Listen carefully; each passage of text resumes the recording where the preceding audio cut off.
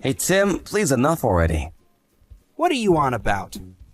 You know exactly what I'm talking about. Why'd you tell the entire class that I'm not planning on going to college? Almost everyone at our school is gonna go on to college, so I asked you to keep it quiet. But today, everyone in class was talking about it. It's not that you don't plan on going to college, it's that you can't go on to college, right? We all know that your family is too poor to be able to afford college tuition. That's got nothing to do with any of you. Anyway, don't just go around telling people about my private matters. Parents who are too poor to even send their kid to college shouldn't have kids in the first place.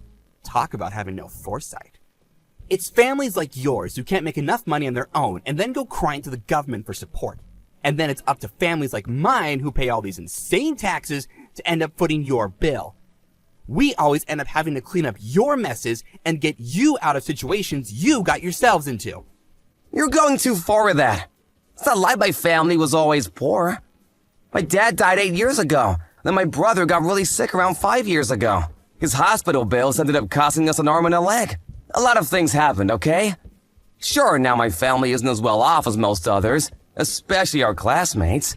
But that doesn't mean you can just go around talking like that. This isn't the Misfortune Olympics. You don't need to start talking about all that. Poor people sure like to do that, don't they? Are you hoping people who hear that will feel some sympathy for you? The world isn't as kind as you think. That's not what I'm trying to do.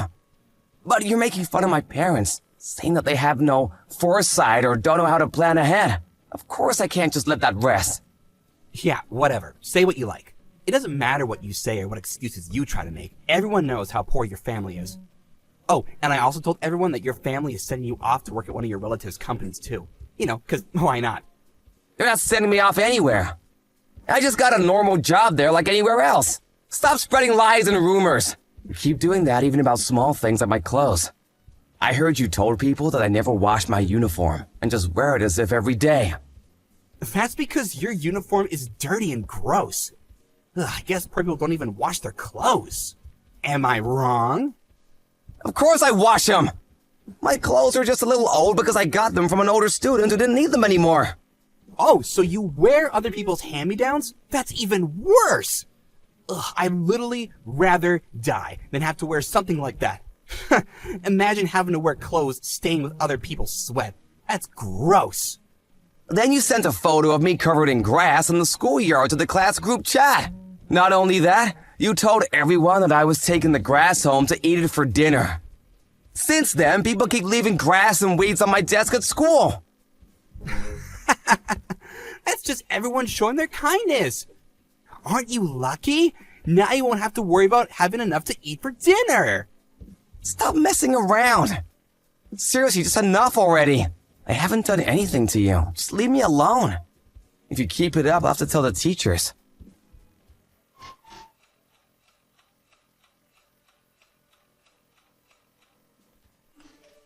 I guess this is where we part ways, huh? It's kind of sad, really. I couldn't be happier. Oh, come on. What, are you angry just because I teased you a little? You really need to learn to take a joke. Because of you, I had a terrible time in high school. How many times did you make fun of me for being poor? That happens all the time. A lot of people joke about that. It's nothing personal. It's true anyway. It's not like I made it up. Anyway, I don't want anything more to do with you. In that case, you can relax. It's not like there will be any reason for us to meet again anyway.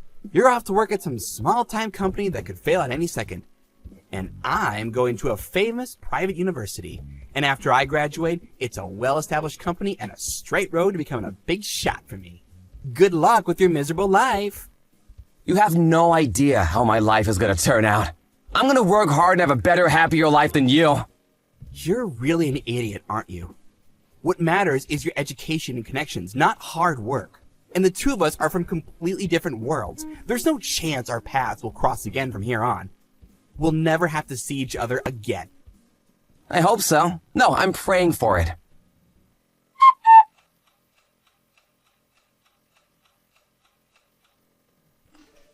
Hey, it's been a while since we saw each other. What, has it been since we graduated high school? You've really surprised me. You took one look at my face and seemed lost for words. I was. I never expected to meet you there. Sorry if I was rude before. I was in a hurry, so I couldn't stay and talk. Did you end up getting a late entrance into college or anything after we last met? No, I didn't. So you're really just out here with a high school diploma. Man, poor people really are stupid. There are other ways of getting into college, right? Like deferred pathways or even community college programs.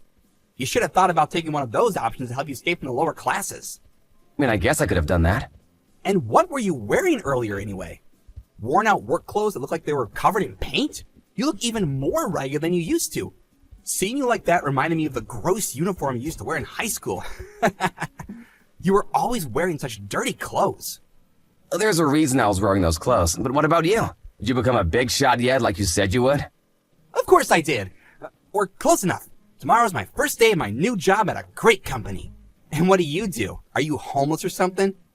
If that's the case, you want me to lend you some money? Starting a new job? You're coming to my company? Wait, what? I've been so busy I completely forgot. I remember HR telling me that you were hired. I took a look at your CV. Wait, what? What are you on about? Did you lose your mind in the years since we last met? If you're the CEO, why are you wearing those clothes? That's because I was on my way back from helping do some painting at a nearby orphanage. Painting? Why would you be doing that? My company has a lot of different initiatives in the company to help kids from poor families and those with no place to go.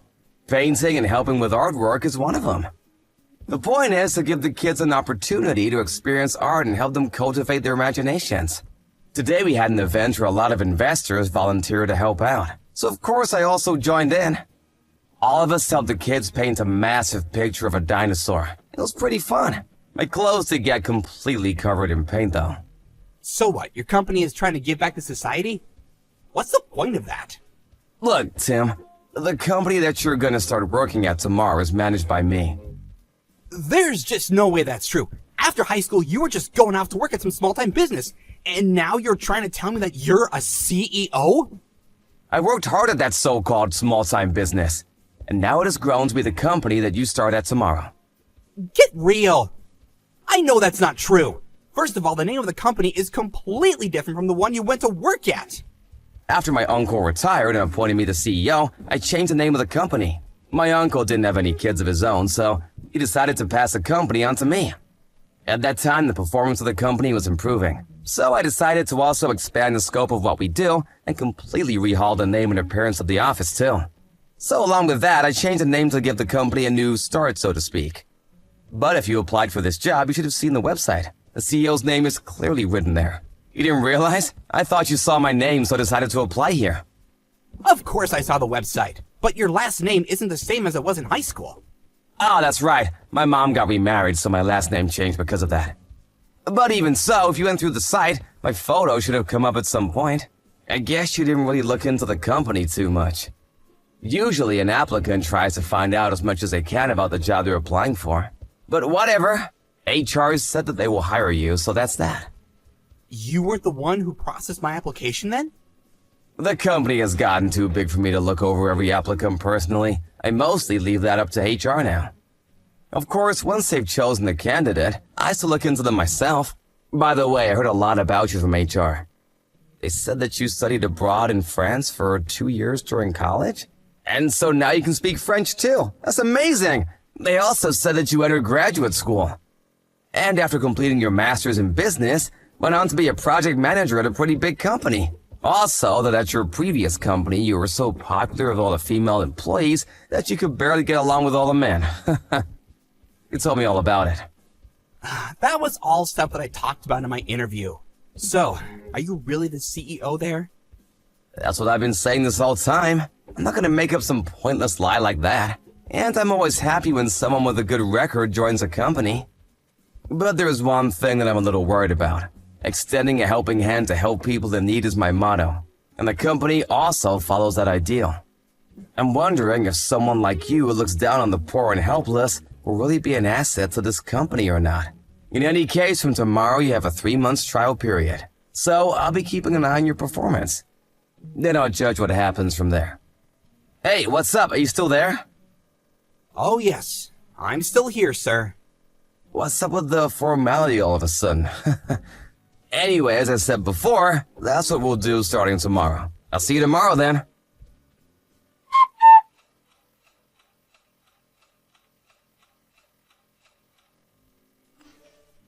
Hey Tim, I need to talk to you about something. I've asked some of the other employees about how you're doing at the moment, and what they say isn't so good. Does anything come to mind? I'm not really sure. That's a pretty vague answer. This is what I've heard from them. You make a lot of obvious mistakes when preparing documents. You fail to be polite to clients and end up angering them in meetings. Then they also said that you've been copying data onto a personal USB. This is pretty different from what your CV said about you, and what you said in the interview. That's just all a coincidence. I mean, I only just started, so I'm bound to make some mistakes, right? You've also been going around boasting that you and I were classmates back in high school. And I went out of my way to hire you as soon as I could.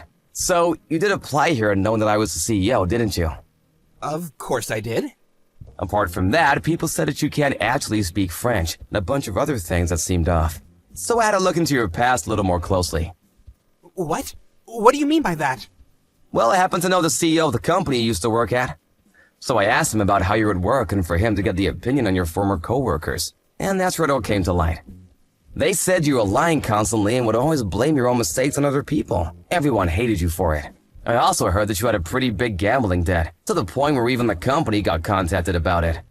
Everything I heard, there was nothing good. That's all completely made up. Everyone at the last place I worked at were just jealous of my genius and wanted me to fail. But even what you said in the interview at my company is exactly the same as what you told them at the previous place. That you were a graduate and studied abroad for 2 years. The timeline on that doesn't make any sense. The truth is that not only did you not get your master's, but you also dropped out of college without getting your degree at all. The story about studying abroad was also completely made up. Then because of your habit of lying, you messed up a lot of relationships with that company's clients. A bunch of them canceled contracts and the company was in the red for a huge amount because of you. And the reason you ended up getting let go is because of your gambling problem. Did you know that lying about your education and work history counts as a crime? It's only a misdemeanor, but a crime nonetheless. Did you think that a company that is lied to like that would just let it slide? I can tell you now that my company isn't gonna do that. Wait, please. That's not what happened. This is all just a misunderstanding. You know, just a mix-up in communication. Lying isn't unusual for you. I know you from high school. You used to lie about things all the time back then, too. Some of your managers have also been telling you to fix up your appearance and get a new bag and shoes. But you seem to not listen to them at all. You used to always say how rich your family is. Was that a lie, too? Looking at how you present yourself now, I can't really believe that was ever the case. That's not a lie! That, at least, isn't a lie.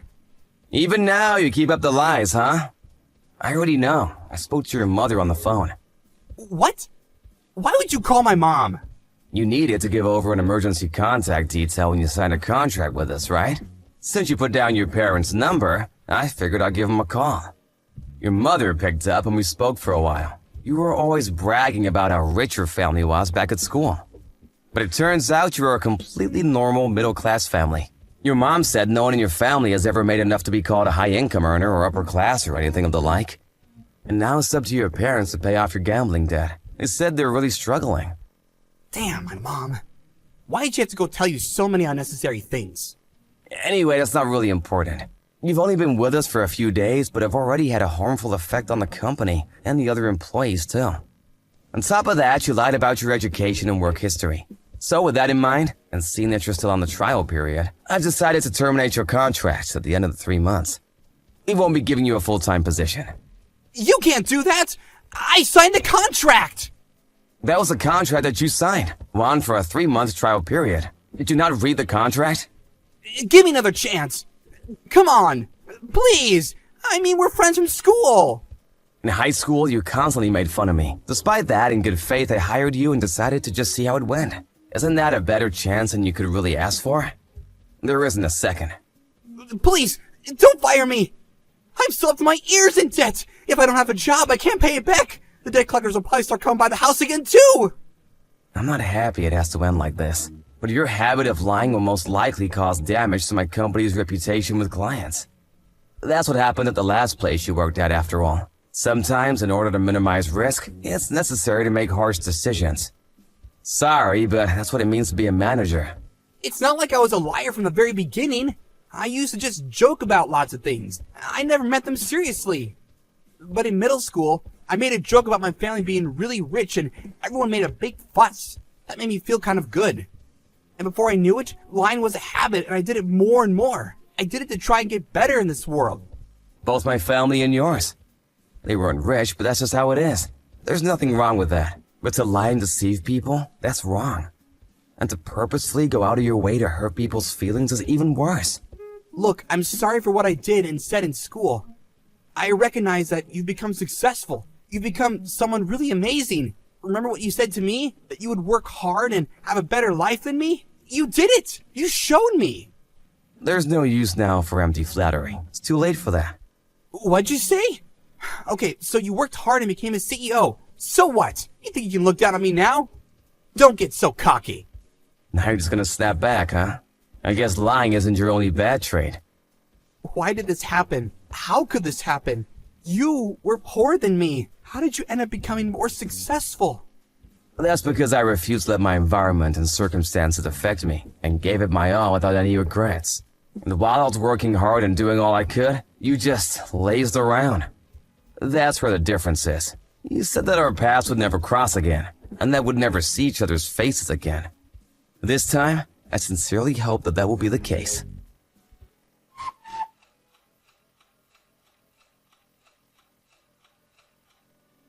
When the trial period ended, Tim packed his things and left the office moping. But he didn't stop lying until the very end of his time at my company. He even kept telling some of the other employees that I was jealous of his abilities and was doing everything I could to make him look bad in front of others. Needless to say, there wasn't a single person who believed him. At this point, Tim's lying seems almost pathological. I don't think it's something that can be fixed that easily. As I expected, Tim kept falsifying his education and work experience, and continued to look for a job. But as it happens, word spreads fast, and Tim became somewhat infamous in the industry. In the end, there wasn't a single company that was willing to hire him. The debt collectors appeared for him again, and to get away from the debt, he seems to have run far away and disappeared. After that, I don't have the slightest idea about what happened to him. As for my company, it has kept growing and growing. We have also kept up with initiatives to give back to society and help those in need. I was lucky enough to get this opportunity, thanks to my uncle. And I plan to use it to help as many disadvantaged children as I can.